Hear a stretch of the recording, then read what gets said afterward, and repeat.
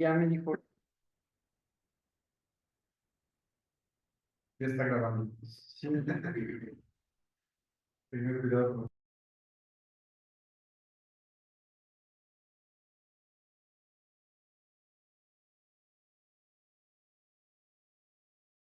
¿Sí? Y no solamente su historia más contemporánea, incluyendo ya la de la época de la conquista y todo, sino desde la época de los Tenec, ¿no?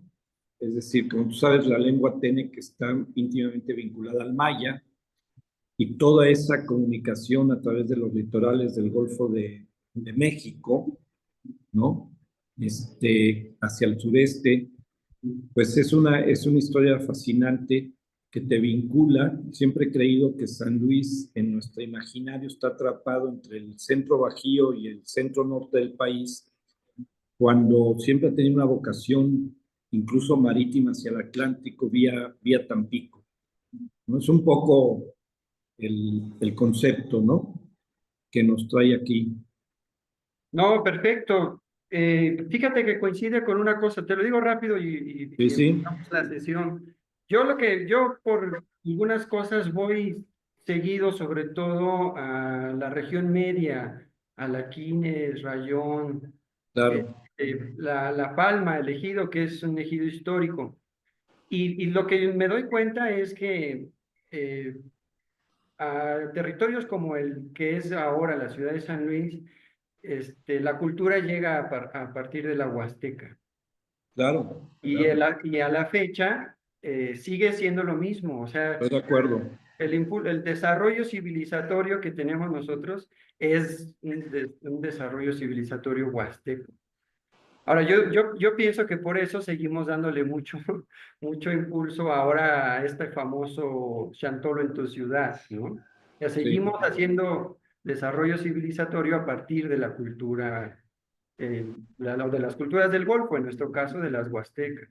Sí, no, y fíjate que si lo ves en términos de nodos económicos, te daría la impresión de que tú tienes, bueno, a ver cómo le va ahora con todo lo de Trump, tienes el clúster automotriz que te jala más bien hacia la zona del Bajío y el occidente, ¿no? Incluso en los gobiernos anteriores hubo intentos de alianzas entre gobierno de Jalisco, Guanajuato, Querétaro, San Luis, por todo el clúster automotriz, y por otro lado, tienes donde te jala hacia la Huasteca, hacia el Atlántico. Tienes ahí una tensión fuerte en términos de estructura económica en la que se encuentra la capital, ¿no? En medio. Claro, sí, por supuesto. Bueno, pues muchísimas gracias. Mira, vamos a empezar entonces, para seguir un poco. Esto yo creo que lo podemos seguir un poco ya en la cuestión de los comentarios y demás, o bueno, tú dirás en tu propia exposición. Pero yo quisiera entonces empezar por presentarte justo aquí al público, a la gente que se está conectando. Por ahí veo que está Aureliano, le mandamos un gran saludo. Bien, Tomás Javier Calvillo Una es un ensayista, narrador y poeta mexicano, aunque veo que también eres pintor, agregado mío. Profesor investigador del Colegio de San Luis, adscrito al programa de estudios políticos internacionales, licenciado en Relaciones Internacionales por el Colegio de México, con estudios de maestría en Historia en la Universidad Iberoamericana. Es doctor en Ciencias Sociales con especialidad en Historia por el Centro de Investigación y Estudios Superiores en Antropología Social y la Universidad de Guadalajara. Dentro de sus líneas de investigación se encuentran la historia política, la conformación del Estado Nacional desde las regiones, las acciones colectivas y movimientos ciudadanos, así como la historia olvidada y la relación de México y Filipinas. También otros temas de intereses hacia una cultura de la interioridad, y ha coordinado el proyecto San Luis Potosí, Segundo al Alba, Instantes para una Memoria Compartida. Es autor de libros, capítulos y artículos Entre los más recientes, en 2019, coordinó el libro En torno al Galeón de Manila, también el Navismo, los motivos de la dignidad, una tradición democrática regional de 2021. En 2018, bueno, 2021 es la reedición, tengo entendido, ¿no? En 2018 publicó su libro de ensayos, El rapto de la interioridad.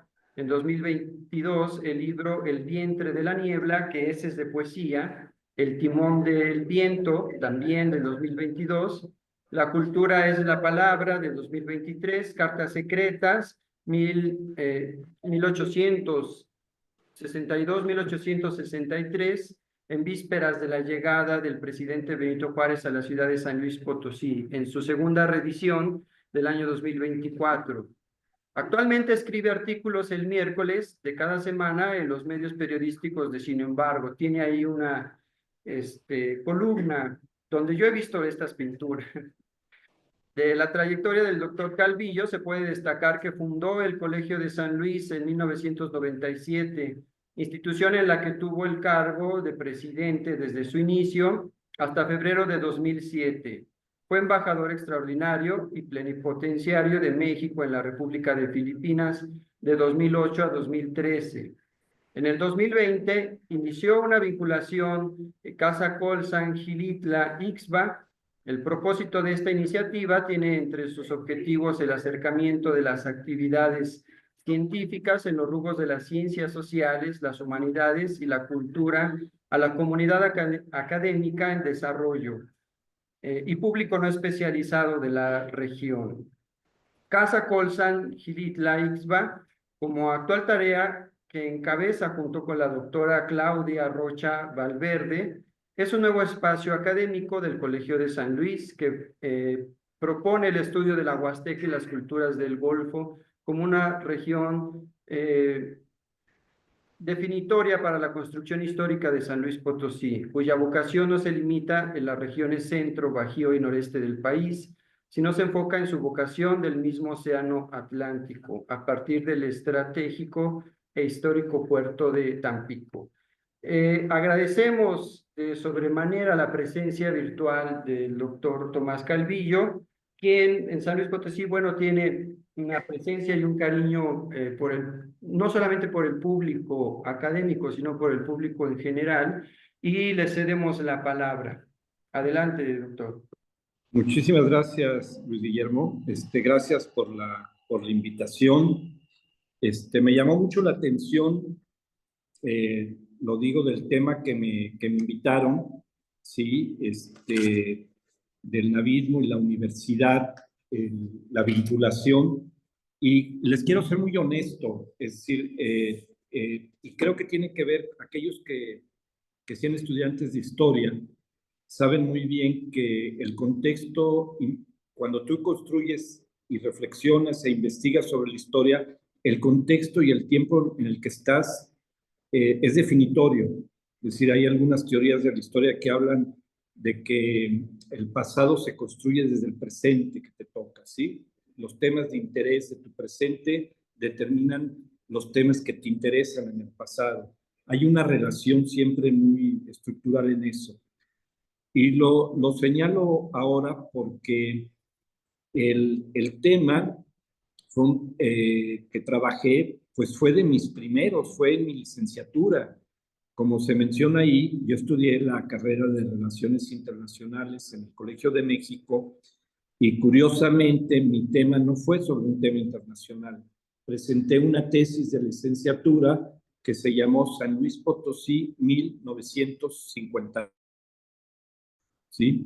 Que para esas fechas quiero explicitar, el que me dirigió la tesis, éramos de sus primeros pininos, era el profesor y ahora un muy conocido intelectual y importante científico social, Lorenzo Meyer. Lorenzo me dirigió la tesis y lo que me quedó muy claro es que en esa época, estoy hablando del año 78, en México, en la atmósfera académica, científica, el caso de San Luis no era conocido. Acababa de salir una edición de la historia de la Revolución o de la historia de la Revolución Mexicana que hacía el Colegio de México y la historia contemporánea en México, y no se mencionaba el caso de San Luis, como no se mencionaban otros. Y empiezo por este tema para enfocar un concepto que me parece muy importante, que al final es una de las cuestiones que me ha dejado estudiar el navismo o otros temas regionales. Y tiene que ver con una pregunta que creo que es válida todavía hacerlo en el presente. Cuando alguna vez me tocó dar clases en la maestría de historia en el colegio, yo de San Luis, yo les comentaba a los alumnos que esto de ser mexicanos es un concepto histórico, es decir, no es un concepto ontológico. Y la pregunta es, ¿cuándo empiezas a ser mexicano y cuándo vamos a dejar de ser mexicanos? Construcción histórica de identidad, entre paréntesis, y voy a estar metiendo paréntesis, perdón que lo hagan, que nos disparan para otro lado, entre paréntesis. Creo que la crisis profunda que vivimos actualmente es una crisis de identidad cultural y se desplaza para todos lados, de identidad de género, de identidad de ciudadanos, etcétera, etcétera. Bueno, volviendo al relato, la cuestión es, esta construcción del Estado-Nación, pues es, si lo estamos buscando, siglo XVIII, siglo XIX, va de la mano del desarrollo industrial. ¿Sí? La construcción de determinar ciertas regiones, decirlas son país, son naciones, con su constitución, sus derechos, sus fronteras, sus impuestos, su constitución, su cultura, etcétera, es relativamente de hace 200 años, ¿sí? ¿Cuánto tiempo más va a durar? No lo sabemos. Yo creo que es una de las crisis de hoy en día, muy fuertes, ¿sí? Entre la tensión de la globalización, el desarrollo extremo de la tecnología que rompe fronteras y esta herencia que tenemos todos de vivir en un Estado nacional. Allí hay una tensión muy fuerte. Entonces, cuando yo me pongo a estudiar el navismo, lo que encuentro, y había hecho dos estudios que me interesa vincular, porque me llevan a un concepto. Estudié también, se citó aquí en el libro al principio, de la presencia de Juárez en San Luis Potosí a mediados del 19. Entonces me tocó por razones no pensadas, no planeadas, estudiar un poco políticamente la región a mediados del 19 y a mediados del siglo XX. Y a partir de allí me salió un concepto que creo que a mí me interesa mucho plantear, es quién construye el Estado-Nación en las regiones. ¿Cuál es el actor social que construye el Estado-Nación en las regiones? Es decir, en un país como México, en donde todos los movimientos que se dan a lo largo de la historia pareciera que van al ombligo de la luna, que es una de las interpretaciones de lo que se llama la palabra México, es decir, al zócalo de la Ciudad de México. Ahí está la foto icónica de Zapata y Villa sentados en la silla en el Palacio Nacional. Ahí están los zapatistas también yendo a la Ciudad de México. En fin, todos los movimientos conducen ahí. Históricamente, en las regiones, ¿cuáles son los actores sociales que se articulan con los poderes que se forman y se establecen en el centro del país? Es decir, que construyen el Estado-Nación. ¿Cuáles son los actores sociales? Yo encontré, y por eso me interesa ahorita lo vamos a explicar un poco, lo del navismo y la universidad. Encontré, por ejemplo, que en el siglo XIX, sobre todo en la segunda mitad, los actores sociales que van a definir la política de lo que conocemos como el Estado de San Luis hoy en día, van a ser los poderes hacendados, latifundistas, etcétera, de la zona media, de Ciudad del Maliz y de Río Verde.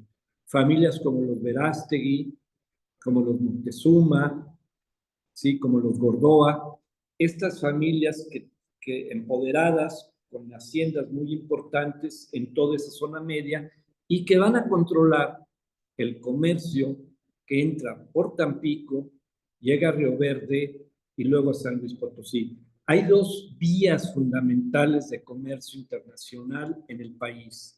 Una es Veracruz, Puebla, Ciudad de México, y la otra es Tampico, Río Verde, San Luis Potosí. Y de ahí se distribuye a todo el país. Bueno, estas familias, hacendadas, etcétera, si ustedes las revisan a partir de Estados Unidos, de la intervención norteamericana, y más o menos cuando el presidente Juárez decide elegir a San Luis para encontrar refugio e intentar formar una capital de la República en el momento de la invasión francesa, estas familias van a ser determinantes en la política de San Luis.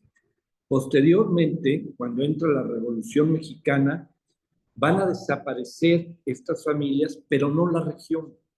Va a surgir Saturnino Cedillo, ¿sí?, en Ciudad del Maíz, con sus 10,000 soldados campesinos armados, que van a ser fundamentales para el poder de la construcción del Estado mexicano en la época de Calles. Calles se va a apoyar mucho en Cedillo para combatir la disidencia, por ejemplo, cristera en el Bajío y centro del país. Cedillo no viene de estas familias, es un campesino, es un líder campesino, pero sí viene de la misma región. Y estamos hablando donde el concepto de revolución social se vuelve muy importante en la Revolución Mexicana. Entonces, Cedillo va a ser este actor de la región que va a articularse con el centro, hasta que va a llegar en crisis cuando llega Lázaro Cárdenas al poder y empieza a edificar ya una institucionalidad del sistema político mexicano que va a durar, yo diría, hasta los años 80 y con una interpretación muy discutible hasta hoy en día. Pero este Estado mexicano que va a formar Lázaro Cárdenas, que va a ser el partido que vamos a conocer todos posteriormente como hegemónico del Estado. Y la alianza ya no va a ser Cedillo, va a ser Gonzalo N. Santos, un cacique, entre comillas, imaginémoslo, de clase media, terrateniente, que va a hacer su carrera política principalmente en la Ciudad de México. Y va a ser en la Huasteca, particularmente la región que va a articular con un cacicazgo de Gonzalo N. Santos la relación con el poder en la Ciudad de México. Interesa esto porque lo que vamos a llamar como navismo y la universidad va a representar un cambio de esa relación, ¿sí? ¿Quién articula en los años 50 y 60 la relación de la región con el centro del país? En un momento en que los poderes que venían heredados de la Revolución Mexicana, los generales, que eran fuerzas regionales, están desapareciendo. Entra el gobierno, después de Ávila Camacho, de Miguel Alemán, entran los profesionistas, las clases medias, entra el proceso de industrialización del país, se termina toda esta cuestión de la Revolución Mexicana en su última etapa y entra una modernidad, digamos, política industrial que va a llevar a la década de los 50 y 60. Internacionalmente es la Segunda Guerra Mundial. Internacionalmente es la definición del mundo en dos bloques. El bloque de la Unión Soviética y el bloque, lo que se llama en relaciones internacionales, la Guerra Fría. ¿Cómo se vive en las regiones y en cada país eso? De manera diferente. En el caso de México, es la emergencia de las clases medias. Ahí es donde hay que entender el surgimiento del navismo en la universidad. Son los años 50. Cuando ya nos vamos, les voy a recomendar este libro, de modo, si los tengo que recomendar, es personal. Es este libro del navismo. No lo van a encontrar en ningún lado, creo, porque ya desapareció esta editorial, ¿sí? Pero aquí junté los ensayos. Yo estudié, como les dije, mi tesis de licenciatura fue San Luis Potosí, 1958, es decir, el surgimiento del movimiento navista, finales de la década de los 50.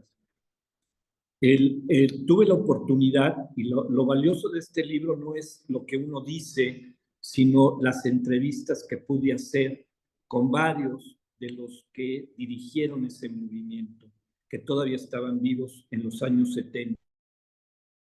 Y eran los líderes del Partido Comunista, los líderes del Partido Sinarquista, la extrema derecha, los líderes del PRI, los líderes del nazismo. Todos ellos, en lo particular cuando los entrevisté, me fueron narrando las experiencias de vida política y a mí eso se me hizo invaluable. Eso es lo que importa de este primer ensayo sobre los años 50. ¿Qué pasa en los años 50 en San Luis para ir allá? Estaba hablando de la parte más general.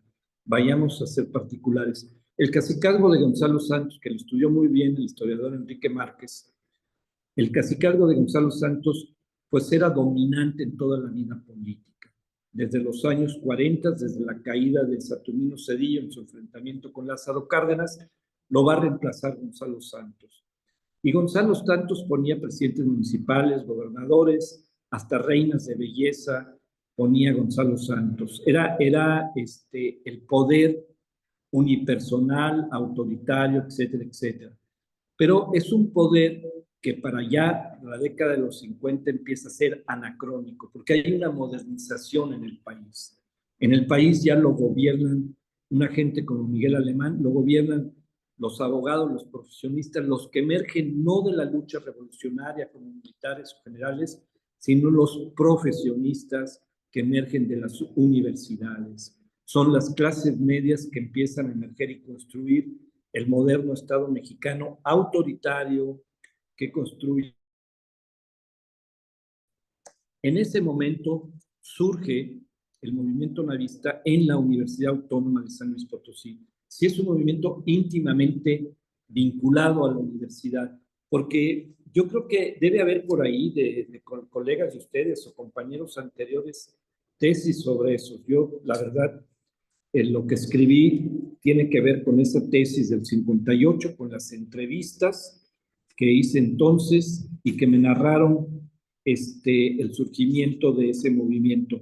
Para la década de los 50 hay un rector que va a ser muy importante, que va a ser el doctor Manuel Nava, ¿sí? Que va a ser el rector de la universidad y que en algún momento se va a reelegir como rector, y Gonzalo N. Santos, el cacique que se asienta en la Huasteca Potosina, no le parece que no hay nadie, no hay ninguna figura que pueda crecer o hacerle sombra, y no le interesa que el rector de la universidad se vaya a reelegir. Hay ahí un agente importante, poeta, licenciado, político, Medina Romero, que sirve de mediador, amigo del rector y amigo de Santos. Tienen una plática y Gonzalo Santos, el cacique, le manda a decir al rector, por ahí está narrado todo, que no puede reelegirse. Él regresa, el rector se junta con el consejo universitario, con los grupos de la universidad, y él no le interesaba realmente afectar a la universidad y veía que si su reelección iba a causarle daño a la universidad porque le iba a cortar presupuestos o porque le iba a obstaculizar, pues mejor se hacía a un lado. Pero la mayoría, en este caso de médicos, que estaban alrededor de él, le dijeron que de ninguna manera, que contaba con el apoyo de los universitarios y se decide reelegir. Allí empieza, yo diría, lo que va a llegar a ser una fractura, lo que va a llegar a ser el movimiento navista y la universidad. Cuando uno revisa lo que va a pasar en los 50, para 1958, a ver, cuando estamos hablando de un fenómeno local, siempre hay que tener en cuenta el contexto regional, nacional e internacional. Nunca están separados, ¿sí? Nunca están separados. Es decir, les pongo un ejemplo. Todo el movimiento de lo que se llamó la transición democrática en México en los años 80 se da con todas las caídas de las dictaduras militares en Sudamérica, de la caída de Franco, en fin, son movimientos generales, no estamos aislados, hoy menos todavía. Y en esa época, en los 50, estos fenómenos son también fenómenos internacionales. Entonces tenemos, internacionalmente hay dos bloques, ¿sí? El soviético y el capitalista comandado por Estados Unidos y Europa. Y en San Luis Potosí se da este movimiento que surge en la universidad y que para el año de finales de los 50 coincide con un cambio de presidente en el país. Hay elecciones presidenciales y el presidente oficial, el del PRI, el del partido dominante genómico, es Adolfo López Mateos. Y Adolfo López Mateos tenía una especie de aura de ser un hombre un poquito más hacia la izquierda, pero que de joven fue vasconcelista. ¿Qué implica ser vasconcelista? Que desde los años 20, acuérdense la figura de Vasconcelos, que fue muy importante, sobre todo le da origen a la Universidad Nacional, es fundamental, quiso ser candidato a la presidencia, se le reprimió, etcétera, etcétera, y uno de los represores fue, siendo joven, Gonzalo N. Santos. Entonces, cuando surge López Mateos como candidato oficial del partido, se empiezan a mover en San Luis varios actores políticos que ven la oportunidad de desplazar al cacique. Si va a ser candidato al partido oficial un agente como López Mateos, es una buena oportunidad. Y ahí uno de los movimientos que surge van a ser en la Universidad de San Luis. Diríamos que el núcleo del cuestionamiento al cacique va a surgir en la UASLP, en la Universidad de San Luis, particularmente en la Facultad de Medicina. Había 3 facultades, yo diría hay más, pero importantes: ingeniería, medicina y, por supuesto, leyes. En ese tiempo, a finales de los 50, la mayoría de los abogados trabajaban de alguna manera, muchos de ellos en la parte pública, dependían de alguna manera del Estado, de los gobiernos. No había seguro social, así que la mayoría de los médicos trabajaban en vida privada, o sea, no trabajaban para el Estado, trabajaban. Esta fuerza de los médicos y de todos ellos, más otros grupos inconformes con el cacicazgo de Santos que venían del PRI, no me voy a meter en detalles. Había un grupo muy importante campesino que se va a llamar la Alianza Cívica de Chón de la Cruz en Ciudad del Maíz, que son herederos del viejo sedillismo, etcétera, campesinos que estaban dentro del PRI, que estaban inconformes con el cacicazgo. Había otro grupo de Ignacio Gómez del Campo, que eran líderes, que habían sido santistas, pero que también ya estaban cansados de González del cacicazgo, que tenían a sindicatos obreros de su lado. Y luego el grupo más importante, que van a ser los de la Universidad de San Luis, el grupo de médicos y algunos abogados, que van a formar un frente de intelectuales y profesionistas que se van a inscribir al PRI, a la CNOP, a las clases medias, a la organización de clases medias del PRI. Van a entrar estos navistas a formar parte de esto. A ver si encuentro por aquí una de las por ejemplo,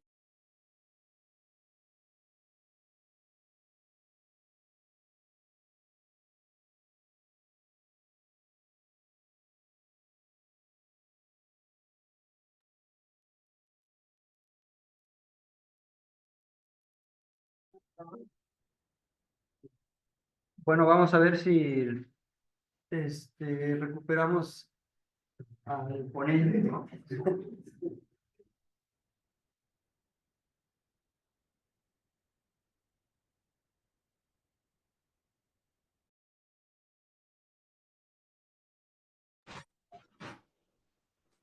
se fue la señal. Sí, doctor, se fue la señal justo a media Bueno, estación.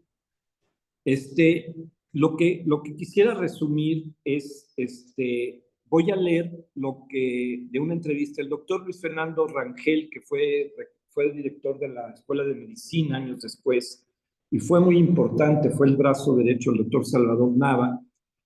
Un hermano de él formaba parte del sindicato ferrocarrilero en los años 50, que después explico. Él decía, en este primer grupo que se forma para entrar al PRI y disputarle al cacique el dominio del PRI y competir por la elección para presidentes municipales, él dice, en el grupo de profesionistas e intelectuales, que así se llamaba, al principio éramos unos 15, en su mayor parte médicos, abogados e ingenieros. Nuestros primeros contactos venían desde la universidad en medicina y con algunos de ellos desde la preparatoria.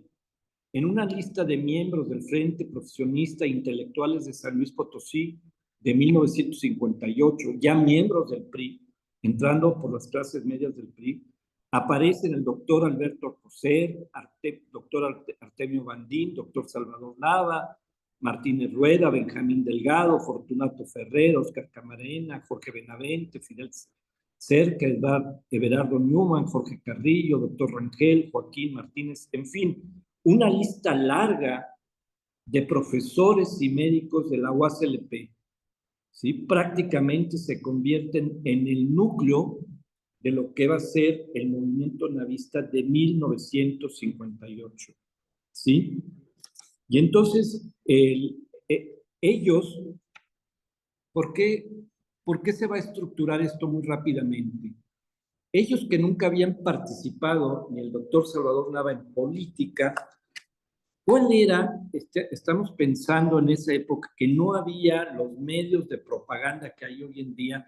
¿Por qué de pronto estas figuras que nunca habían participado en política tienen el apoyo tan popular que tuvieron sin tener los medios de publicidad y propaganda alguna?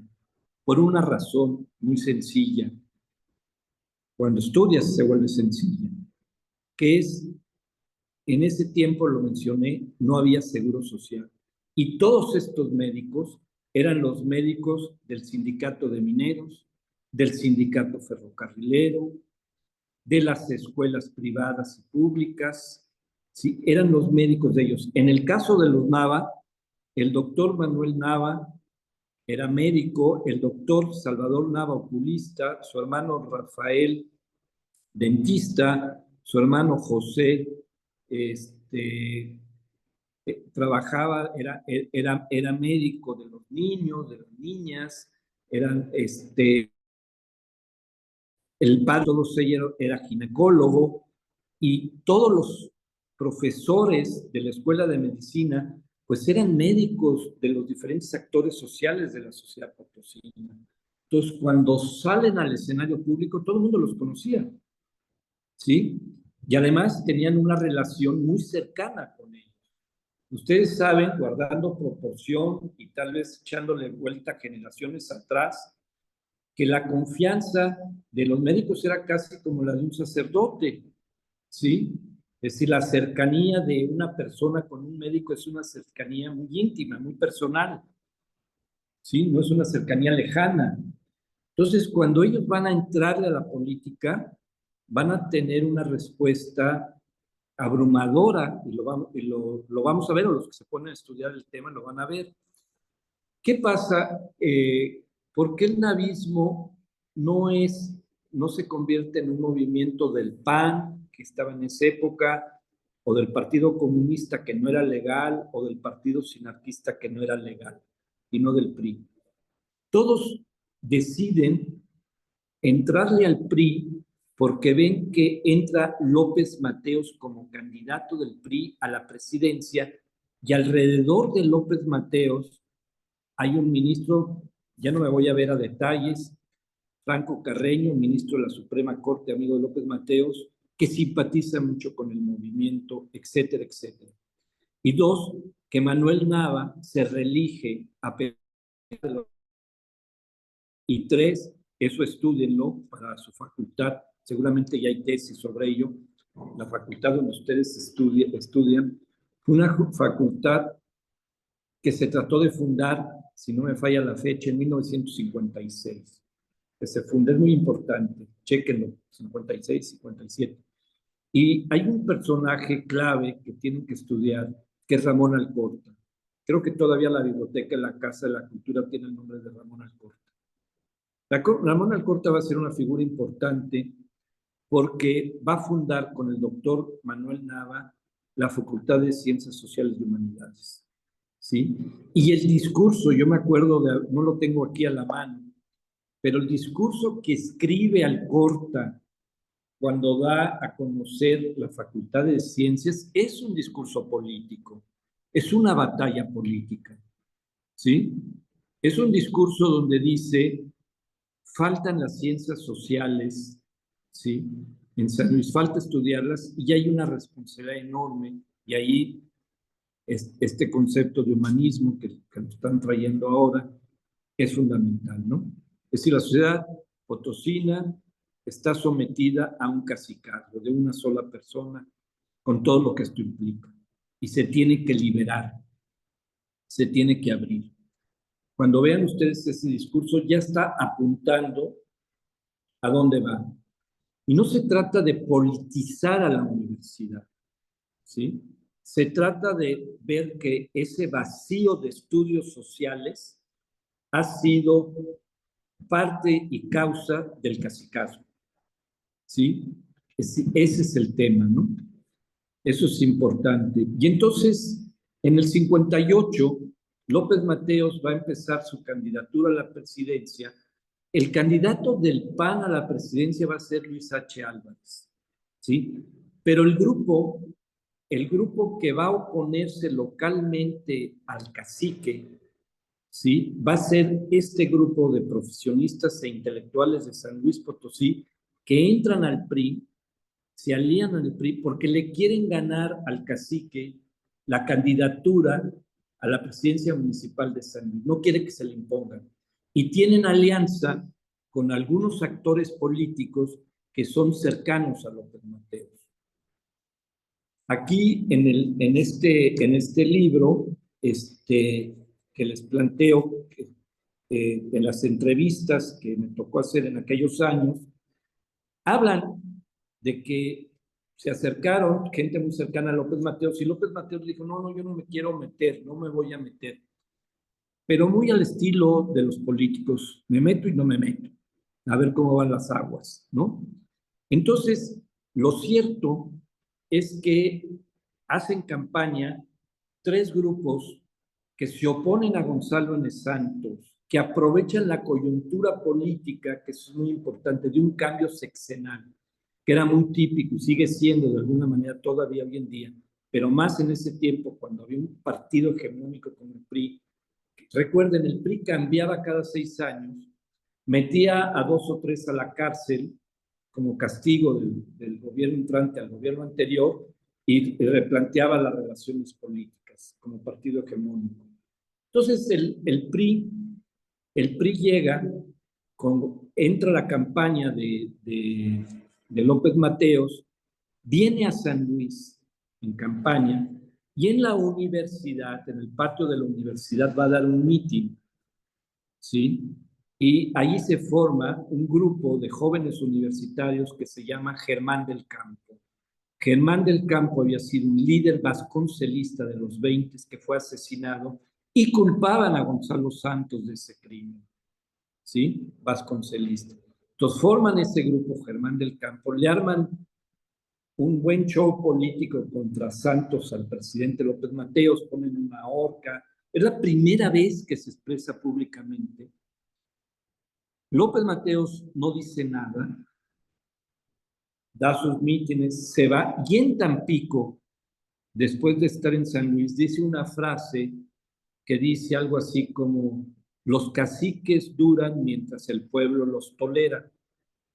Eso no lo dijo en San Luis, lo dice fuera de San Luis, pero después. Y eso es como la luz verde para estos movimientos dentro del PRI, para que se organicen y compitan por el poder de Santos.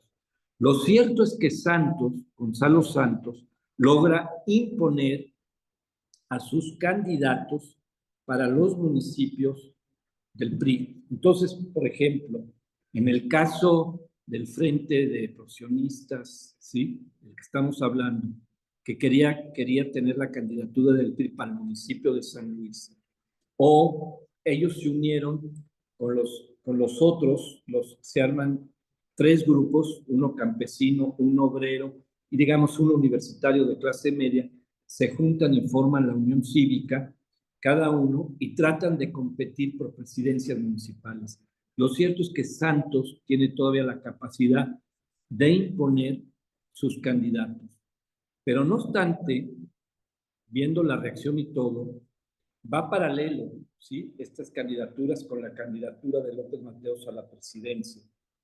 Por eso, el navismo no es panista, porque los candidatos panistas van por su cuenta, sino ellos juegan por el lado del PRI. Al darse cuenta que el Santos impone a sus candidatos, este grupo, particularmente el que tiene este origen de la universidad, decide, sin romper con el PRI, no se salen del PRI, lanzar candidatura independiente. Y ahí cuentan los relatos de la época que van a buscar a varios para que se lancen como candidatos independientes sin salirse del PRI, frente al candidato del PRI a la presidencia municipal que impone Santos, paralelo por días a la candidatura de López Mateos, que es la que ellos sienten que los protege un poco para poder hacer estos movimientos, y logran lanzar al doctor Salvador Nava, que acepta ser candidato. Manuel Nava, el hermano, muere en esas fechas, el que era rector, muere en esas fechas, ¿no? El que fue 2 veces rector, que venía de una generación muy conocida en México, de médicos importantes a nivel nacional y que tenía redes también ahí a nivel nacional en términos de las profesiones de los médicos.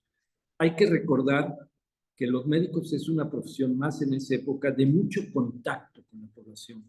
El doctor Salvador Nava, que lo van a buscar, era el médico de los oficiales, era el médico contratado por los ferrocarrileros. Ahí tenía su consultorio.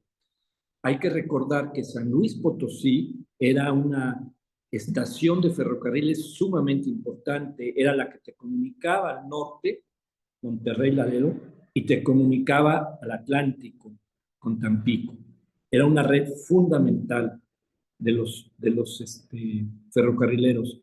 Y en esa época, y por eso se perdió también un poco la historia de este movimiento, en esos mismos años va a haber 2 movimientos sociales importantísimos, el de los ferrocarrileros y el de los médicos, curiosamente, a nivel nacional, sí, que van a ser, van a estar acompañando a este movimiento local y van a borrar de alguna manera en la atención pública este movimiento local. Entonces, Nava era también médico de los mineros, ¿sí?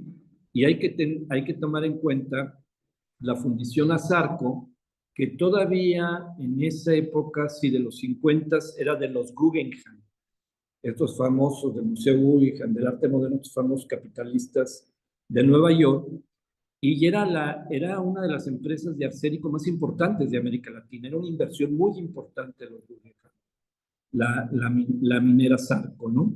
La Fundición de Morales, conocida más así por nosotros.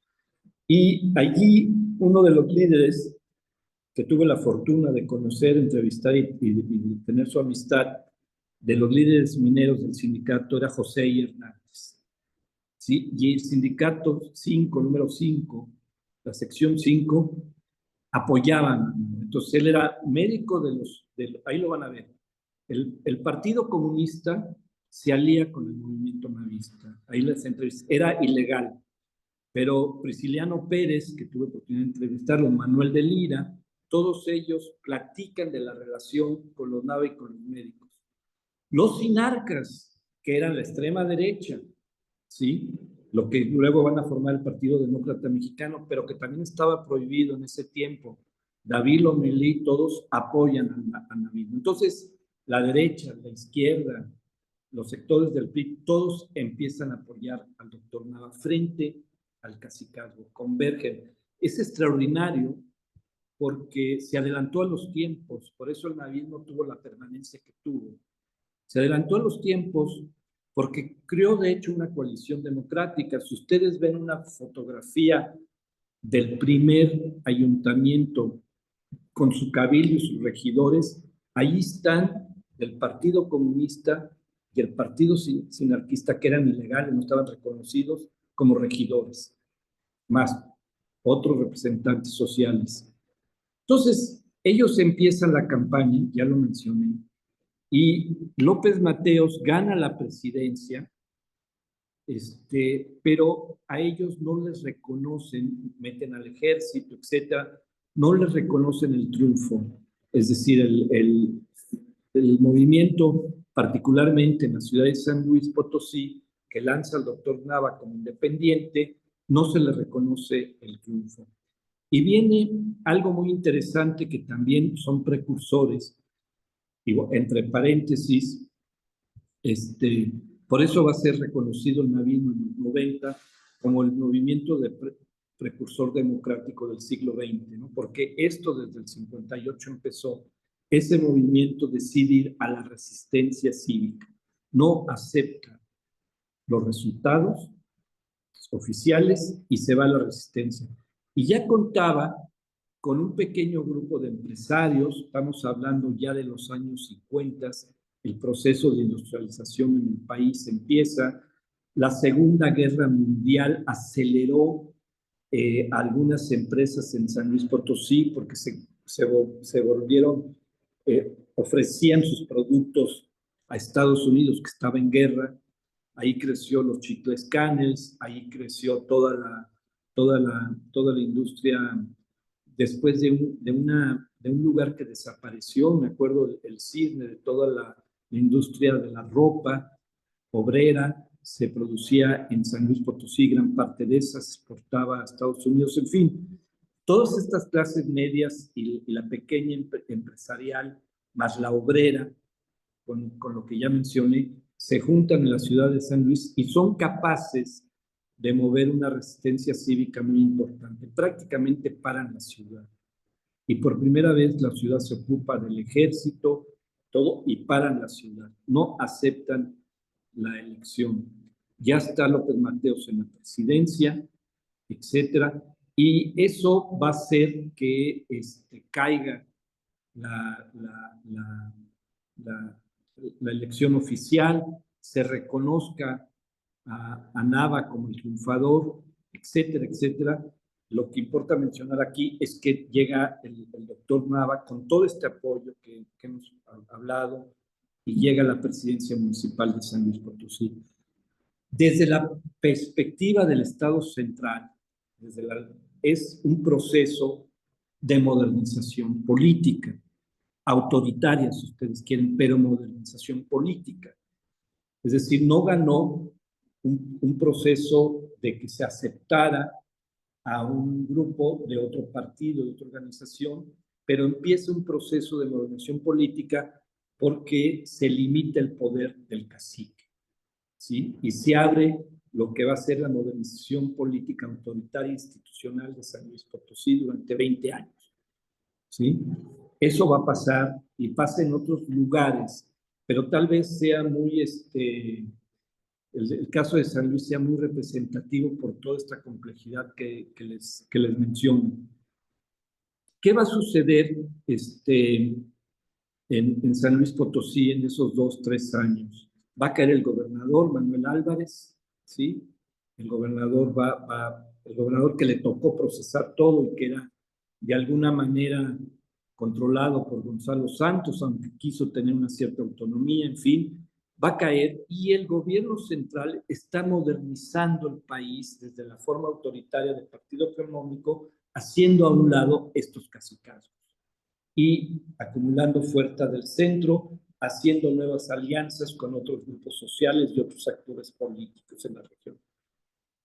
Quiero que piensen todo esto como historia política, ¿sí? Para ir atrás y al presente. Entonces, ¿qué estamos viendo allí? Yo diría de los 50 y 60 sobre todo. Voy a ser muy, muy rápido.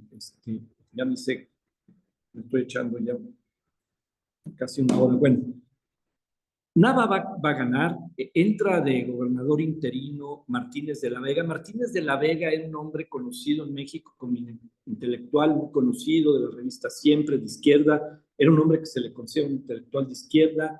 Nava era centro, se le ha dicho que era derecha. Nava nunca fue derecha, nunca fue panista, como lo mencionamos, porque no entró, ya lo platiqué aquí, cómo no entró con el PAN en ese momento. Entonces Nava era un profesionista del centro. Yo siempre he dicho que San Luis es conservador liberal, hay que tratar de entender esto, no es que seas de derecha, no es que seas de izquierda, era conservador social y liberal político, si lo quieren ver así. Es decir, estos esquemas que siempre nos queremos amarrar no funcionan, ¿no? Luego nos estamos metiendo en camisas de fuerza cuando la realidad está mostrando otra cosa. Yo digo que San Luis es una sociedad liberal conservadora todavía hasta la fecha, todo el centro del país, porque es una sociedad de frontera, ¿sí? Estamos en el Bajío, que es conservador, y estamos en parte en el norte, que es más liberal, ¿sí? Y estamos jalando mucho con el imán hacia la Ciudad de México, que es una complejidad particular.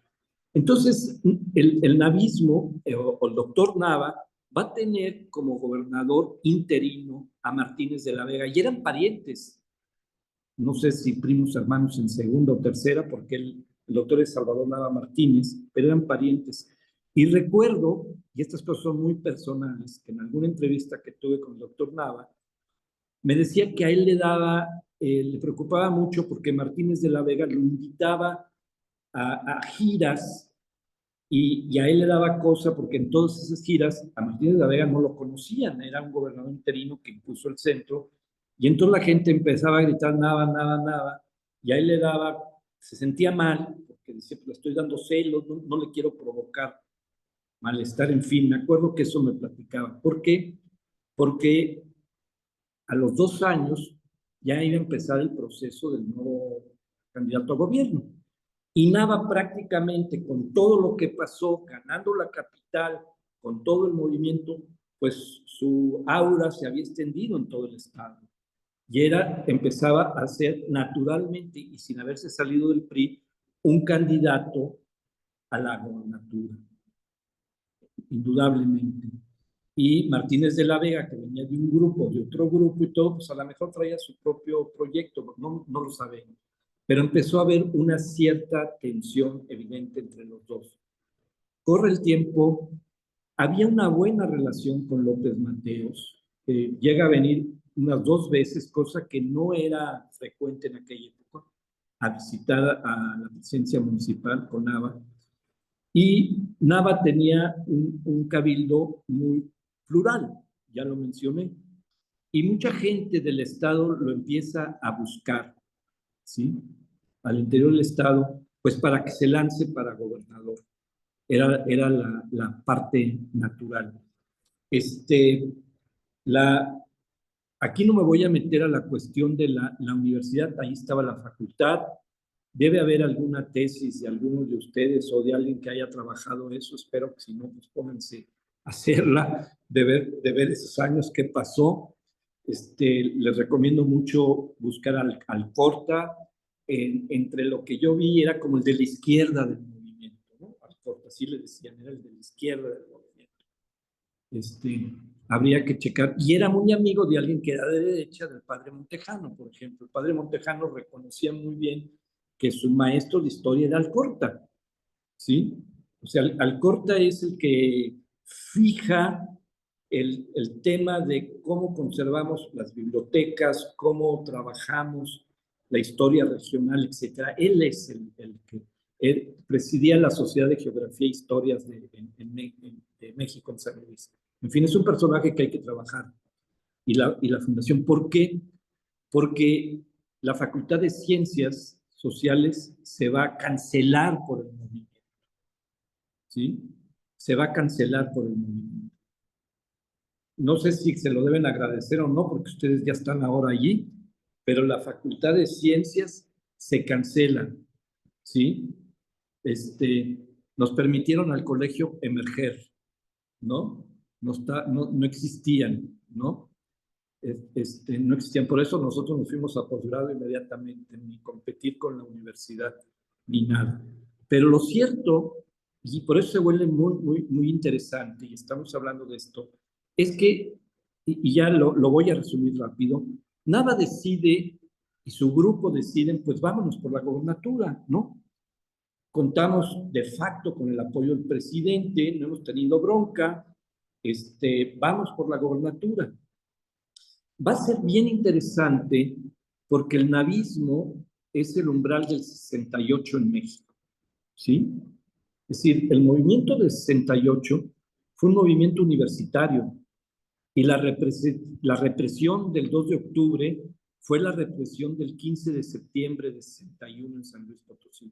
7 años después se va a repetir la historia, ¿sí? A nivel local, a nivel regional, con su propia lógica, pero ya estaba ahí, ¿sí? Esto lo ha estudiado, por ahí echen un ojo, busquen a Sergio Aguayo, que ha estudiado la parte de los movimientos de la represión y la violencia, lo trabajó, ay, se me va ahorita el cuate, un líder del 68, Raúl Álvarez Garín, uno de los líderes importantes del 68, de la Escuela de Física, también tocó lo del movimiento navista con un antecedente que ellos vivieron en el 68. Bueno, Nava tiene toda esta cuestión, lo buscan y deciden, vamos a competir por la elección de gobernador, le vamos a entrar, ¿sí? Y empiezan a moverse. Y entonces lo llaman, yo lo tengo ahí citado por dos versiones, la de él y la del doctor Rangel, que es la misma versión, los entrevisté, cuando deciden lanzarse para el 68, para la elección, lo manda a llamar el presidente del PRI, que era el general Corona del Rosario. Es un personaje bastante complejo que va a ser, si mal no me equivoco, el jefe del Departamento del Distrito Federal en el 68. ¿Sí? Era el presidente del PRI, lo manda a llamar y a él y a Rangel, que era el brazo derecho del doctor, los dos van y les dice, usted no va, no va, cuánto ha gastado, cuánto tiempo, etcétera, pero no va para la candidatura, si usted quiere ser diputado, todo como diciéndole, aquí las reglas son así y se empieza de estos escalones, ¿no? Y claro, Nava y Rangel no venían de esa experiencia, etcétera, entre comillas, entre paréntesis más bien que comillas, años después, en los 90, cuando Nava hace la coalición con Cuauhtémoc Cárdenas y Porfirio Muñoz Ledo, les decía a ellos, acuérdense que Cárdenas y Porfirio hicieron la corriente crítica, ¿no? Cuando salieron del PRI, y Nava les dijo, yo me les adelanté a ustedes, yo formé la corriente ingenua, ¿no? Refiriéndose al 61. Entonces Nava regresa a San Luis y platica con su gente, y creo que lo hace hasta público, de que, porque Nava le dice a Corona Rosa, pues usted no decide la asamblea, deciden los priistas en San Luis, decide la gente, usted no puede, y entonces le dicen, bueno, doctor, no, ya le dijimos, y mandan a dos delegados del PRI, Jan González, el famoso Jan González, y Olivares Santana, dos profesores, Olivares Santana, que fue medio gobernador y cacique de Aguascalientes, y Jan González, que fue muy famoso, mandan como delegados a entrevistarse con Nava y con Rangel, y les dicen lo mismo. Les dicen, dejen de ser, y si no, se atienen a las consecuencias. Así lo citan. O sea, ya les dejan entrever una amenaza, ya empieza a haber ahí una tensión fuerte. Al final, deciden irse por la libre, ¿sí? Se van por la libre, meten al ejército, es decir, traen a López el de candidato López Dávila, un profesor que lleva muchos años fuera de San Luis, se vuelve el candidato oficial del PRI, bien, dejan toda la maquinaria, traen el ejército, oficialmente ganan la elección, meten al ejército, hay muchas fotografías, robo de urnas, etcétera, etcétera. El navismo empieza una resistencia cívica como la empezó cuando fue la presidencia municipal, pero ya en otras condiciones, ¿no? Porque, si vamos a un poco de contexto histórico, el Estado mexicano autoritario, que sí está modernizando políticamente los procesos, no necesariamente los está democratizando del todo, como sabemos, ¿sí? Y entonces ya no es el pleito en la región con el cacique, ya es el pleito con el centro y directamente con la cabeza, el presidente, ¿sí? Aunque el presidente se lave las manos. Ese espacio ya es otro. Entonces ya ahí cruzaron una línea roja y en esa iba a venir la represión. No la veían, naturalmente que no la veían, por eso él dijo Pero cuando uno lo ve en términos históricos, sí, el navismo va a ayudar a modernizar política y autoritariamente la institucionalidad de gobierno en San Luis. Ya no va a haber caciques. El caso de Jongitud lo va a mostrar, pero ya no va a haber caciques. Ya los gobernadores todos van a surgir de la universidad casi. Van a ser profesionistas, clases medias, en un régimen del partido hegemónico autoritario, pero no en el compás democrático que estaban pensando. Entonces, ¿hubo avances? Sí, hubo avances desde esa perspectiva.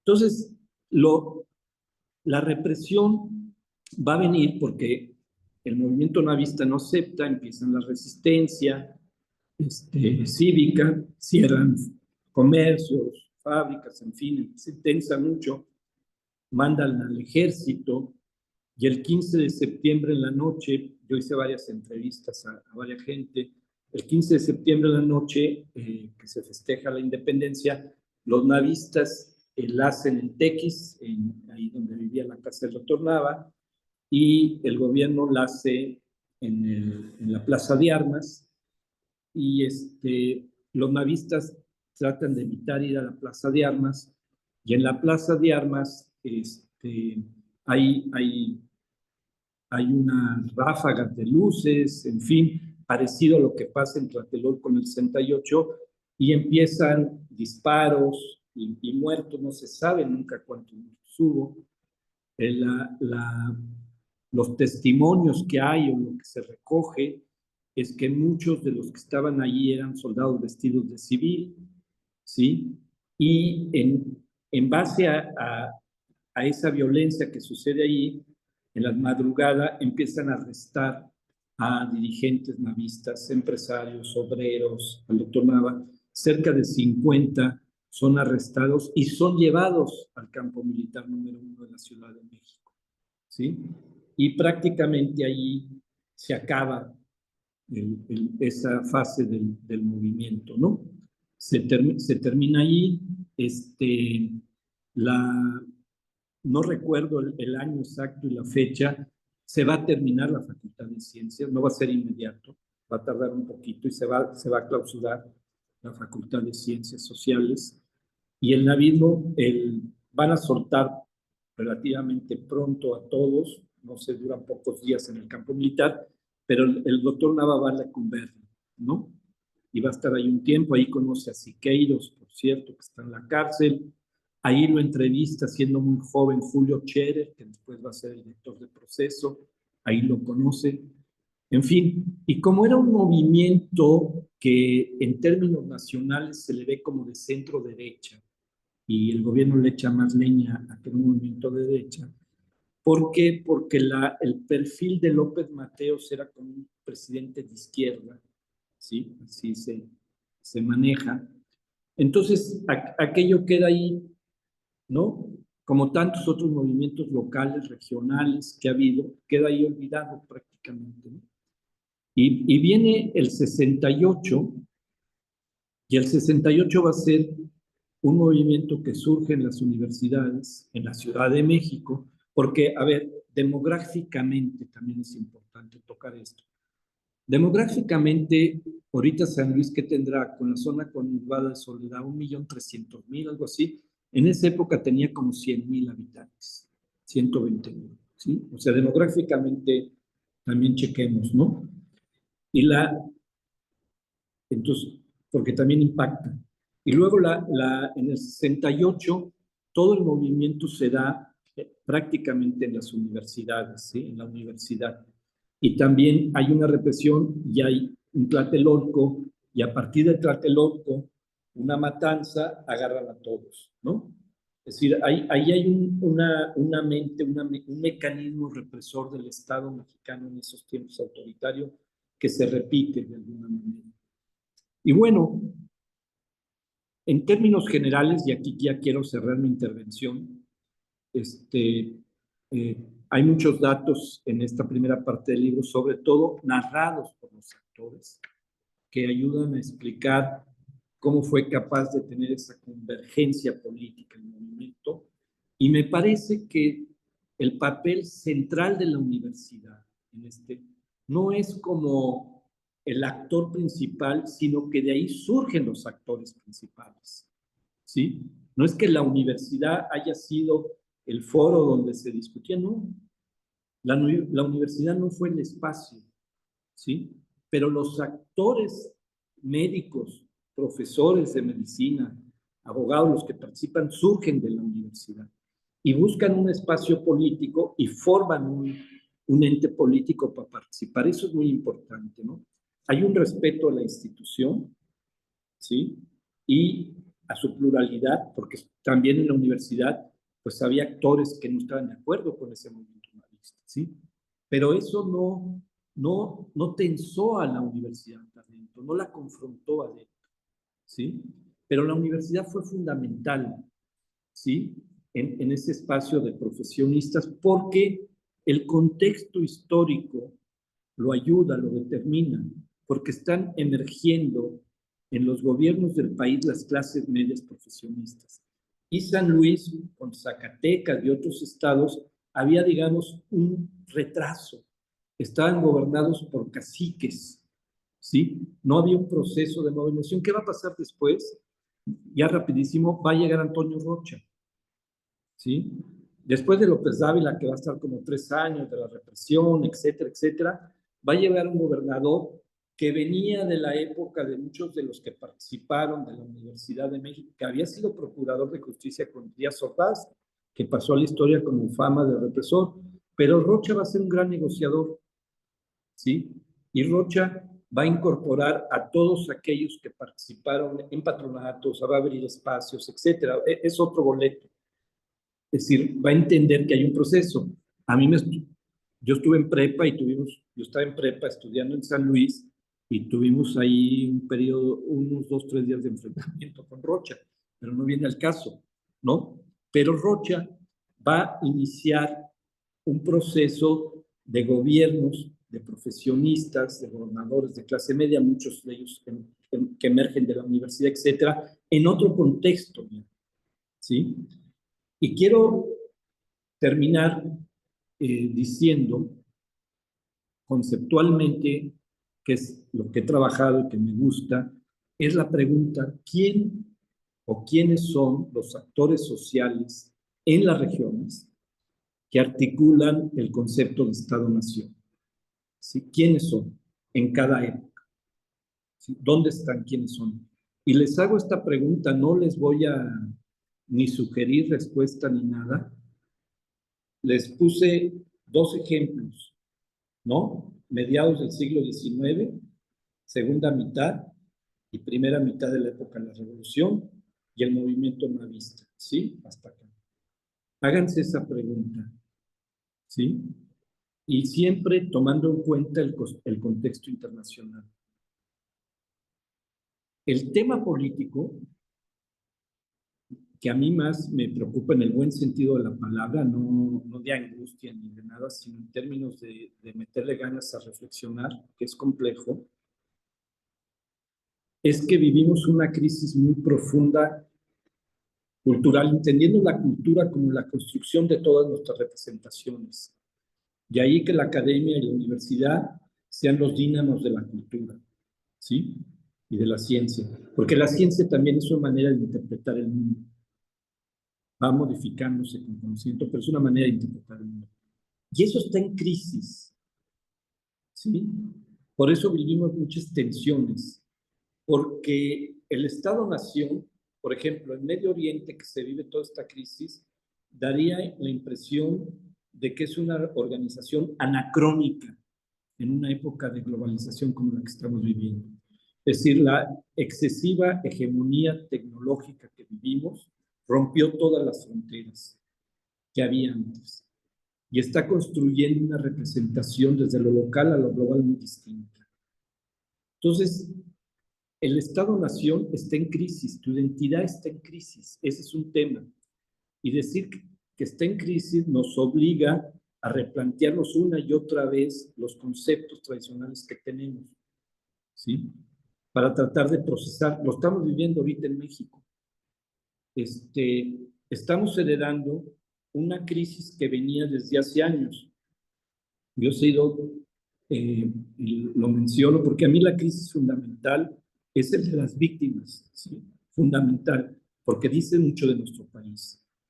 Y digo desde hace años porque me ha tocado acompañar, en el caso de Javier Sicilia, desde que estuve de embajador, me tocó acompañarlo y apoyarlo y ver cómo algo tan profundo, tan importante, que te pone en duda la racionalidad del Estado, que una de ellas es dar seguridad a los ciudadanos, una justificación, estaba ya erosionada y en los últimos años se ha pulverizado, ¿sí?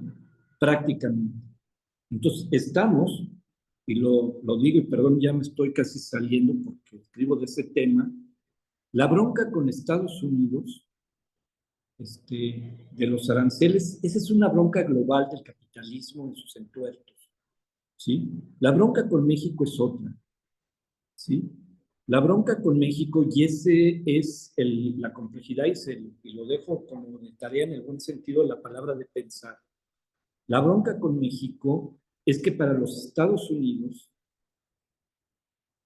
al calificar a 6 de los grupos de narcotráfico, carteles más importantes como organizaciones terroristas, de alguna manera, con los enunciados de Trump y de otros, de que ve al gobierno mexicano o al sistema político mexicano muy amarrado con los carteles, es una declaración de guerra.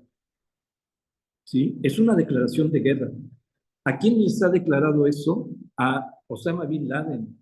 Y se fueron a meter a Pakistán y a buscarlo donde fuera, porque para ellos eso le da el derecho de violentar cualquier frontera y cualquier derecho, porque pone en peligro su seguridad. ¿Sí? Eso hicieron con ISIS también.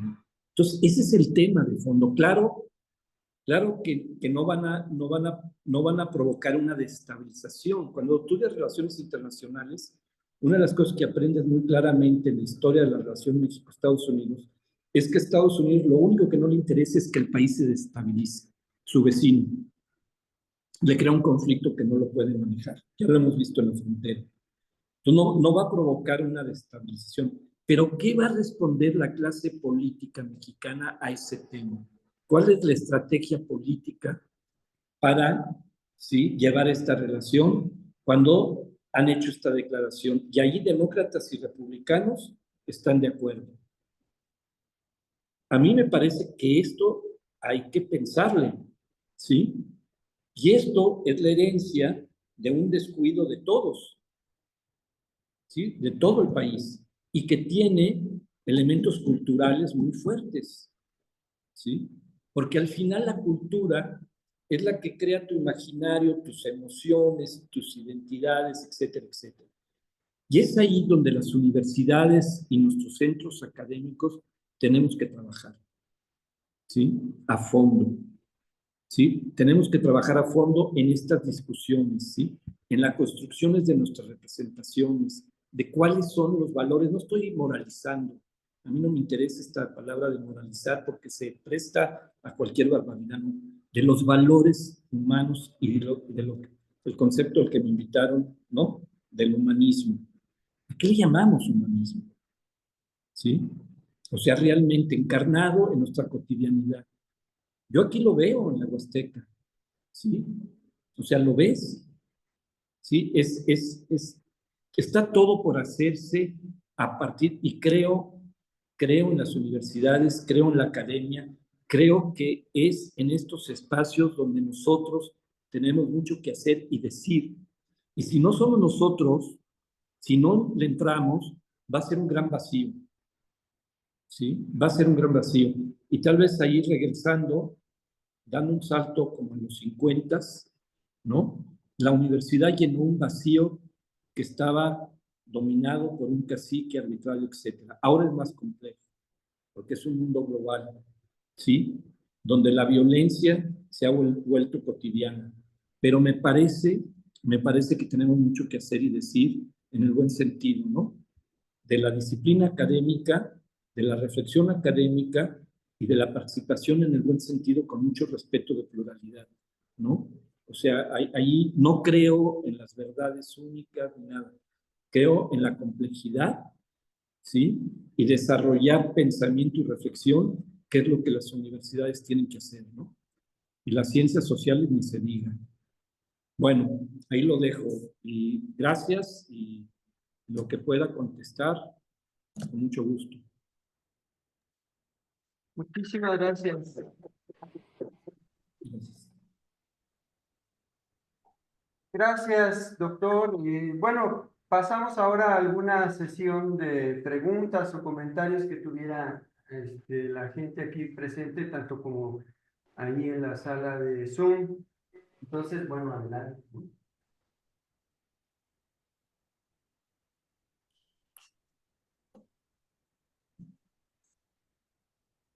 Bueno, en lo que se terminan de formular las Sí, preguntas. me animo mientras se animan. Sí, sí se Adelante, escucha. Aureliano. Sí, sí se escucha bien. Bien, todo bien.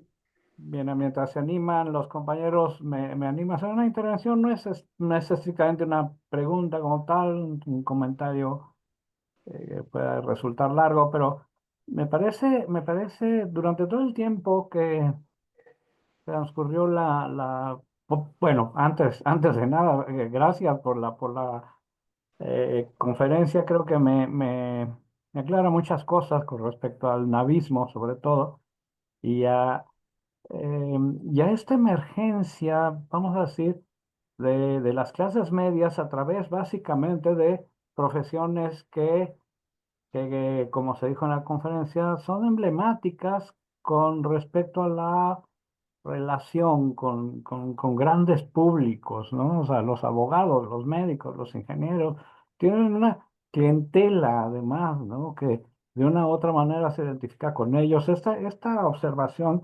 digamos, sociológica es muy interesante y sobre todo en México, en donde de una u otra manera el profesionista fue sustituyendo poco a poco al sacerdote, que era el que ocupaba esta función. No, yo querría establecer una suerte de paralelismo entre lo que sucede en San Luis Potosí y lo que sucede en Michoacán, porque en Michoacán también hay un golpe de Estado, por decirlo así, contra la universidad, contra el rector Eli Ortari, un poquito después. Es decir, Eli llega a la rectoría en 1960, inmediatamente trata de hacer cambios, de introducir cambios, crea una facultad de ciencias. O sea, por eso dije que hay muchos paralelismos, crea una facultad de ciencias en donde el plan de estudios es muy interesante, es transversal con respecto a las ciencias y las humanidades. Nunca funcionó, pero la idea original de Gortari era aquella que rescató de la Facultad de Altos Estudios de la Universidad, eh, mm, de la Universidad Nacional, fundada en 1910. O sea, la Facultad de Altos Estudios de aquellos años era un poco lo que quería evocar Eli de Ortari y montar una facultad de ciencias en donde no hubiera esta división, ¿no? De las dos culturas, ¿no? Ciencias, humanidades, sino tratar de establecer relación. Tuvo muchos problemas durante su rectoría, iniciando el segundo periodo. Bueno, no solo lo defenestraron, sino lo metieron en la cárcel, ¿no?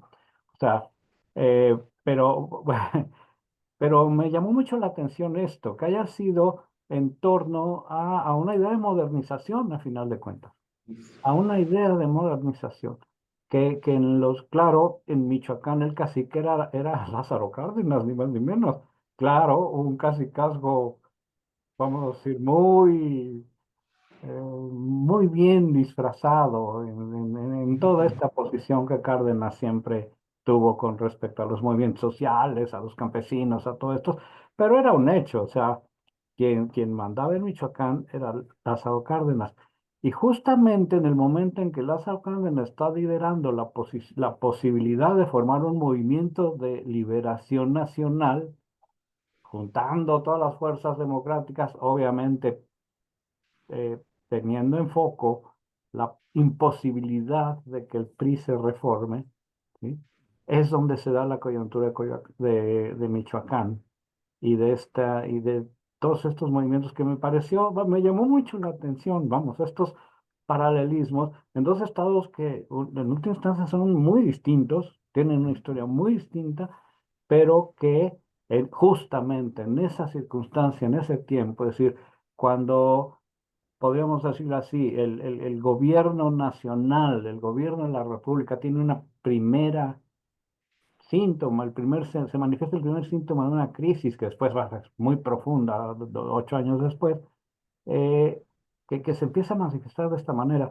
En fin, era un comentario sobre esta cuestión, porque me parece que cuando uno estudia la historia celestial de este país, sobre todo con la historia en general, pero particularmente la historia intelectual y la historia de las universidades, eh,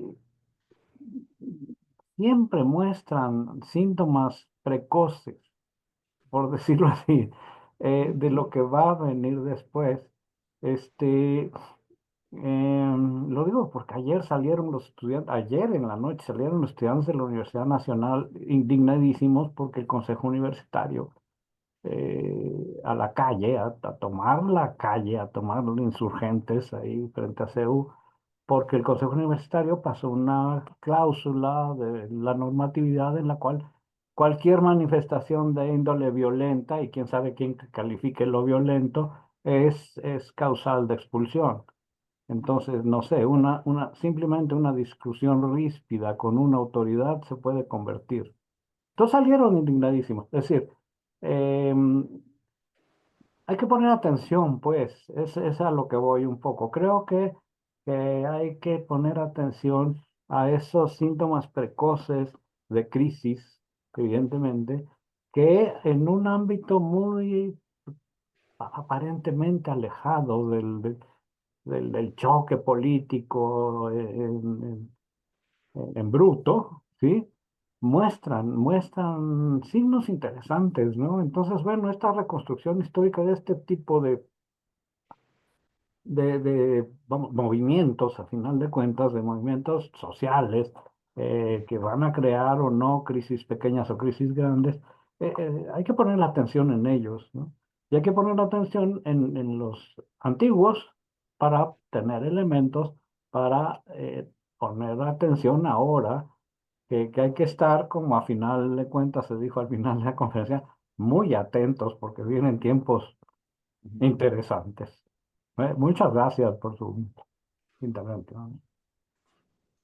No, yo le agradezco. Creo que retomo tres cuestiones. Me gustó mucho esto que dijo de las clases medias profesionales que sustituyen al sacerdote. Ah, Me parece, y ya después no se digan los psicoanalistas y demás, ¿no? Que ya los desplazan por completo. Pero lo de él y de Gortari igual, conocí brevemente el tema. Esto que menciona, que cada sociedad regional tiene su estilo, llamémosle, ¿no? Él y de Gortari eran como, no lo quiero calificar, pero más de izquierda, aquí son más de centro, pero el tema es el mismo. El tema es cómo estos profesionistas están surgiendo en el espacio de las decisiones políticas y están rompiendo el orden de los caciques, ¿no? A mí me parece muy acertado esta observación que también hace de Michoacán, ¿no? Más allá del discurso, cómo estas estructuras de poder entran en tensión cuando hay otros actores que están buscando abrirlas, ¿no? Yo le agradezco el comentario, muy bien. Bien, muchas gracias, Aureliano, por tus comentarios. Aquí hay una pregunta, entonces, bueno, adelante. ¿Qué tal? Buenas tardes. A mí me gustaría destacar ese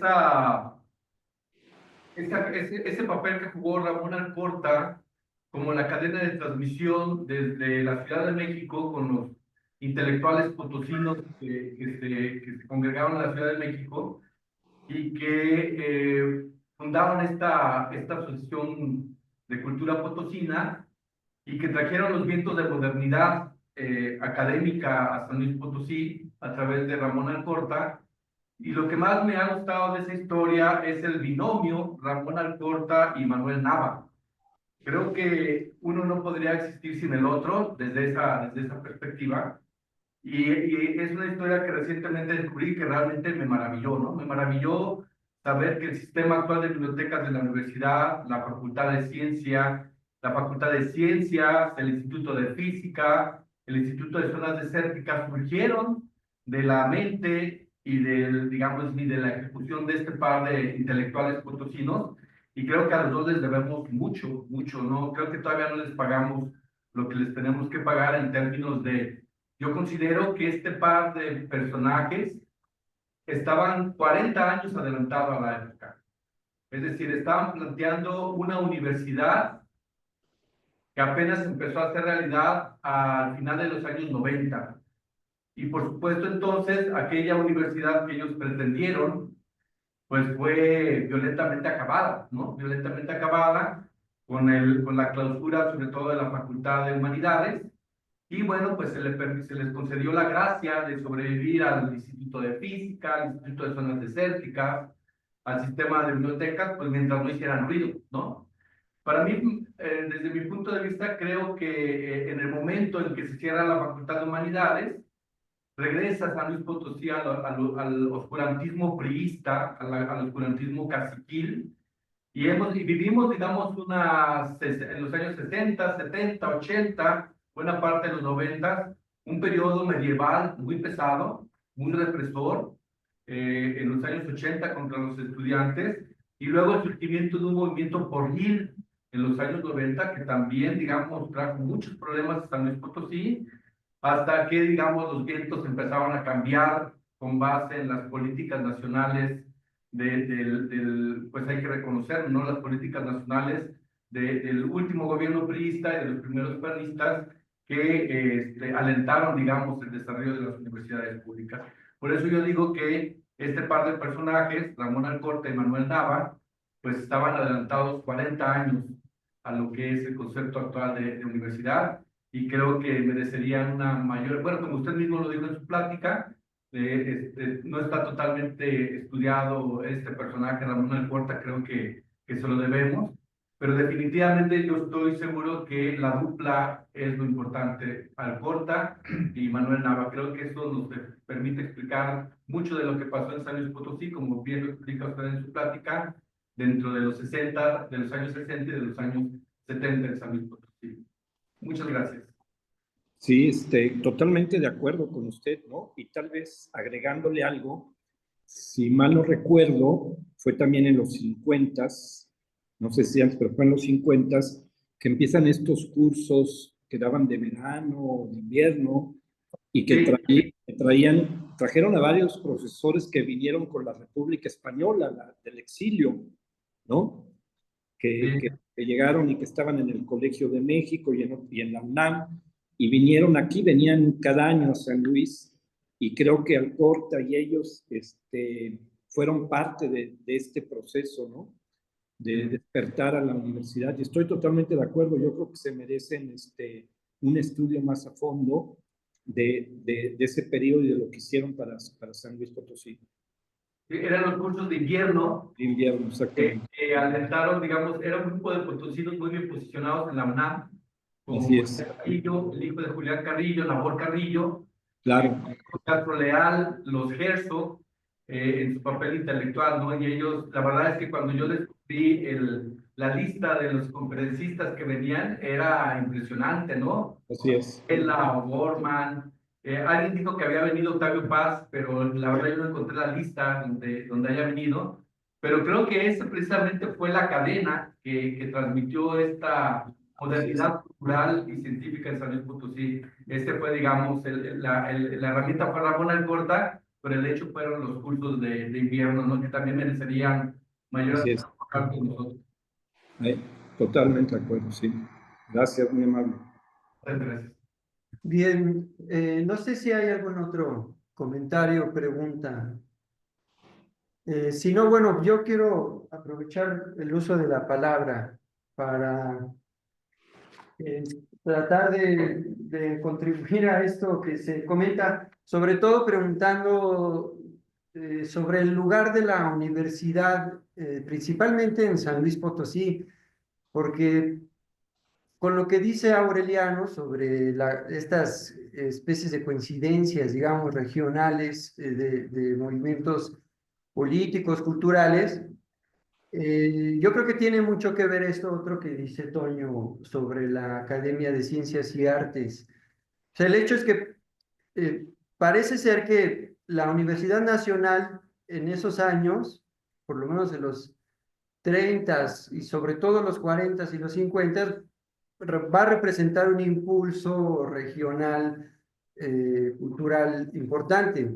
Porque claro, Elie de Gortari desde la Universidad Nacional va a impulsarlo en Michoacán, que por cierto, antes de irse a Michoacán, funda el Seminario de Problemas Científicos y Filosóficos en la UNAM, que tenía estas pretensiones por, si no juntar, por lo menos dialogar entre las humanidades y las ciencias exactas.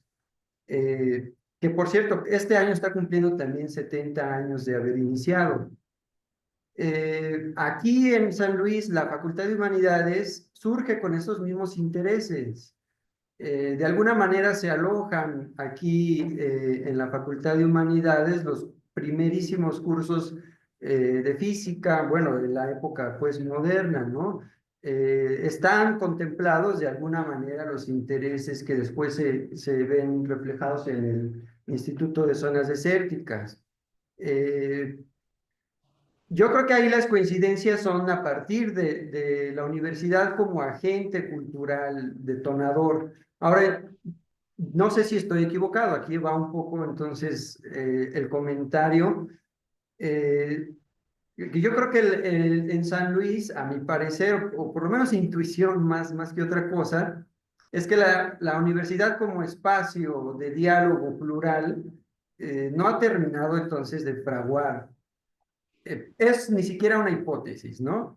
Un comentario ahí, casi una ocurrencia, en el sentido de que todos estos personajes que hablamos, que vino Samuel Ramos, Octavio Paz y vino, Eduardo Nicol, O'Gorman, Edmundo Gorman, José Gaos, venían no como invitados de la universidad, que bueno, estaba iniciando la Facultad de Humanidades por lo menos, sino que venían como invitados de la Academia de Ciencias y Artes. Yo creo que distinguir eso es importante para preguntar bien cuál ha sido el papel de la universidad. Ahora, como tú mismo decías,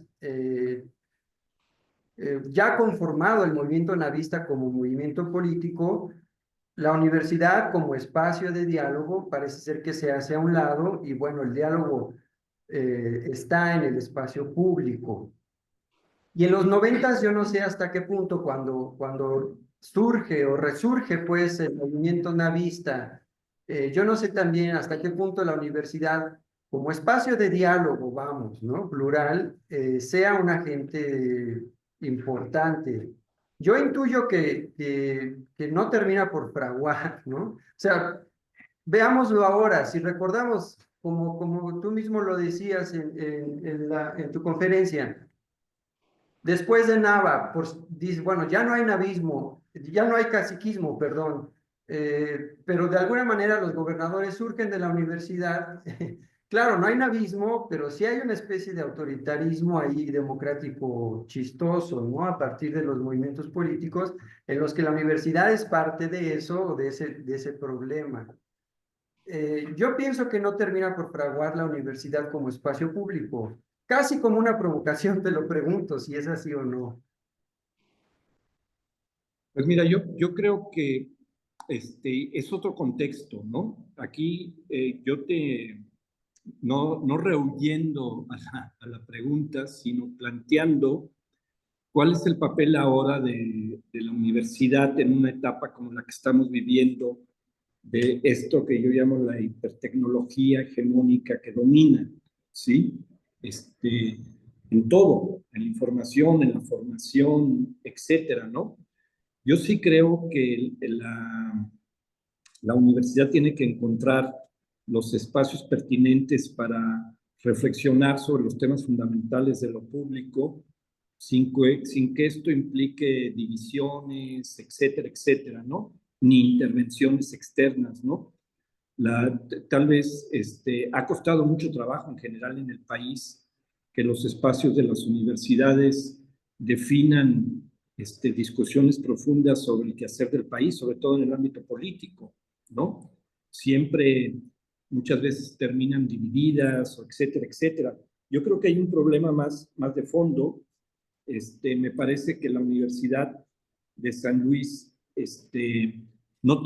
como tú lo mencionas, o sea, cumplió o ha cumplido un papel en un régimen autoritario muy particular que fue en general en el país, y ahorita está en otro momento, ¿no? Estamos en un momento muy complejo, sí, muy, muy complejo, y uno estaría esperando que los centros académicos, incluyendo el espacio donde uno trabaja, pero particularmente también las universidades por sus dimensiones, se conviertan en referentes, ¿sí? De darle respuesta a los temas fundamentales, ¿no?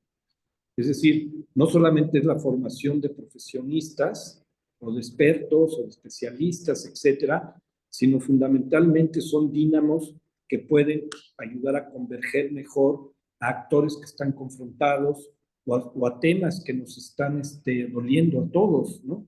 Y no hay posicionamientos a veces, ¿sí? Hay una voz que está ausente y son de los medios académicos. A mí me parece que en términos generales, ¿no? Es decir, los graves problemas que está viviendo el país, hay una ausencia de los espacios académicos y tendría que ser, yo casi de manera natural, que hubiera voces que se escucharan, ¿sí? Que provinieran de los espacios académicos con respecto a los demás actores sociales, pero siempre tenemos o tenemos a veces a la iglesia o a los empresarios o a las X organizaciones, ¿no? Pero yo no me estoy refiriendo que las universidades como una sola voz, al contrario, que esta diversidad y esta pluralidad que pueden enriquecer al país puedan procesarse y hacerse presentes en los temas que tiene el país, ¿no? Ahí sí creo que hay una ausencia, igual con la Universidad de San Luis Potosí, y tienes el problema que tenemos todos los que somos espacios públicos de los recursos, ¿no? Es decir, eso es muy importante. Es decir, yo lo platicaba hace años con colegas de otros centros de investigación que nos movemos en otro sistema, de que nos faltan diputados que nos defiendan los recursos, ¿no? Es decir, a las universidades también están a veces sometidas a la falta de apoyos o no, o castigos incluso de recursos, si no se alinean o lo que tú quieras, ¿no?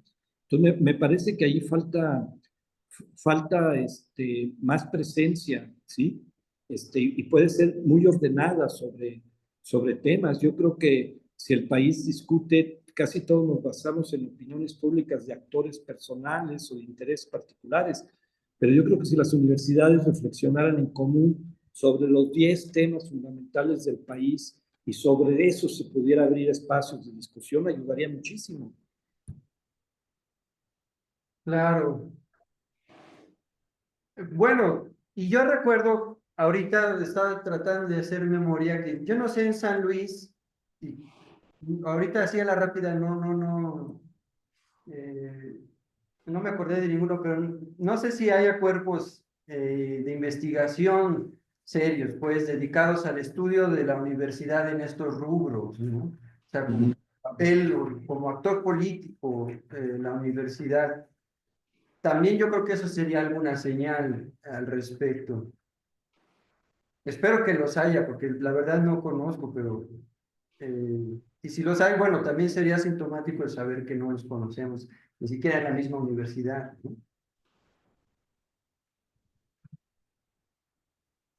Bien, muchas gracias. Bueno, no sé si hay alguna otra pregunta, comentario. Bien, adelante. Bueno, primero muchas gracias por la plática que nos... aprovechando que está aquí, yo quisiera preguntarle, en la creación de la coordinación, que pues es más reciente, que pues sé que usted estuvo involucrado totalmente, quisiera preguntarle si hubo algún tipo de distancia, ¿no? Entre estudiantes, no sé, que a lo mejor tenían la carrera y las autoridades que pues estaban planeando, ¿no? La carrera. Aunque tuvieran el mismo objetivo, si tuvieran alguna distancia o algo. A ver, si entendí bien tu pregunta, no, yo no estuve, mira, yo no estuve involucrado directamente en la facultad de la creación, si entendí eso, ¿no? Apoyamos mucho, cuando pudimos hablar con el rector, nosotros insistimos mucho de que apoyar que se abriera el espacio de ciencias sociales, ¿no? Yo tuve colegas cuando empezamos el colegio que nos apoyaron, ¿no? Desde la universidad, cuando empezamos el colegio, pero no tuvimos intervención. La única oferta que en el buen sentido hicimos a la universidad es que si necesitaban al inicio que hubiera apoyo de profesores mientras construían su propia base de profesores, estaban dispuestos, ¿no? Es decir, habría tiempo, facilitaríamos el tiempo a profesores investigadores que son de tiempo completo en el colegio, por el sistema en el que nosotros estamos, que apoyaran a la universidad en la formación, mientras la universidad formaba su propio equipo de profesores. Eso fue, digamos, mi intervención particular, ¿no? No estuve más metido en los temas propios ya de las carreras y de qué carreras se elegían, etcétera, y de los programas, ¿no? Para nada. Ha sido muy importante y eso hemos estado buscando mucho. Nosotros dependemos 100% de presupuesto público federal, ¿sí? Y sí lo quiero mencionar porque eso nos da más autonomía, sobre todo cuando estás en ciencias sociales, ¿sí? O sea, nosotros hemos insistido que las ciencias sociales, aunque no quedamos pisacallos, ¿sí? Por el tipo de reflexiones que hay, si estás en antropología, en política, estás estudiando, no eres un físico o un matemático o un geólogo que estás en otras instancias, estás en la sociología cotidiana de la vida estudiándola, y a veces en las sociedades regionales hay poco espacio, ¿sí? En la Ciudad de México no, porque es inmensa, pero el recurso federal te da más autonomía, digamos, ¿sí? Que no dependas tanto del gusto de un gobierno o de otro, porque no es tu tema, ¿no? Tu tema es estudiar a la sociedad, trabajar allí, etcétera. Entonces, yo lo que creo y lo que hemos hecho y apoyado de una manera muy natural que se dio son becas para estudiantes, muchos egresados de la universidad que están a nivel de tesis de licenciatura y todo, que apoyan a algún investigador, ¿no? Del colegio y que eso permite al becario entrar en contacto con una formación como estilo colegio o centros públicos de investigación que te dedicas a investigar, ¿no? A tiempo completo. Y eso ha ayudado mucho tanto a los investigadores como a los estudiantes. Yo tuve 1 o 2 becarios cuando estaba en San Luis que eran egresados de la universidad, estaban en su momento de tesis de licenciatura o algo, y recibían una beca que les permitía dedicarle tiempo, ¿no? Y eso ha sido muy, muy rico, ¿no? Y siento que la relación con la universidad y sus escuelas de sociales puede ser todavía mejor en el futuro, pero ha sido muy rica para ambas partes, ¿no? Es decir, hay muchos de los egresados en posgrados del colegio vienen de la Universidad de San Luis, ¿no? De la Autónoma, y entran ahí y luego regresan y luego se van a otro lado, etcétera. Ha habido una muy buena simbiosis, ¿no? En ese sentido. Pero en esa parte que me preguntas, yo no intervine, vamos, no te sé decir, ¿no? Gracias. Sí.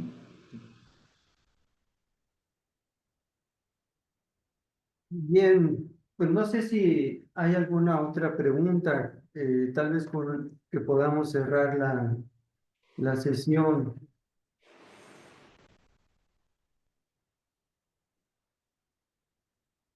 Bueno, si no, adelante, doctor. Nada más, pues aprovechando que están ahí, algunos que tengan interés en esta región, me gustaría que se acercaran, ¿no? A la Huasteca y las culturas del Golfo, ¿no? Creo que es una región riquísima, hay muchísimo que hacer. Ojalá se interesen, ¿sí? En trabajar, estamos tratando de hacer una red académica acá. Está la universidad en Valles, está otra parte en Tamazunchale, y bueno, estamos tratando de invitar a gente que se interese más en esta región, ya sean de tesis, de trabajos de investigación. Vale mucho la pena, es básica, me parece que es estratégica para el país, ¿sí? Tomando en cuenta esta mirada de la Huasteca, las culturas del Golfo, incluyo Tamaulipas, no solo San Luis, Veracruz, Tabasco, Campeche, incluso, es una región muy amplia, ¿no? Y pónganla en su mapa de intereses nada más, ¿sí? Y pues muchas gracias por la invitación, ¿sí? Y bueno, ahí está la invitación del doctor Tomás Calvillo. Por cierto, tal vez sea el pretexto que necesitábamos, porque siempre comento que estamos todavía muy atrasados para pensar en por lo menos trazar lo que podría ser una filosofía TENEC o una filosofía Shiui o una antropología, qué sé yo, ¿no? Al respecto, entonces, bueno, ahí es como se empiezan estas redes de conocimiento y, bueno, entonces, para que tomemos en serio la invitación del doctor, agradecerles la presencia, aunque, bueno, de manera virtual, pero el que se haya dado el tiempo para dialogar con nosotros. Agradecemos al público, tanto en la sala virtual como presentes, que han estado aquí en estas sesiones de estos ciclos de conferencias. Y bueno, aprovechamos porque aquí está Aureliano, que es el ponente que seguiría, creo que es el 2 de mayo, ¿no? Ya primera advertencia para Aureliano. Y de nuevo, muchas gracias, pero le deseamos por último su aplauso. Oh, gracias a ustedes. Ya. Bueno, pues yo creo que podemos dar por terminado ahora. Igual para los compañeros que están en la servicio de videoconferencias, en la grabación, les agradecemos como cada viernes. Muchísimas gracias. Gracias, muy amables.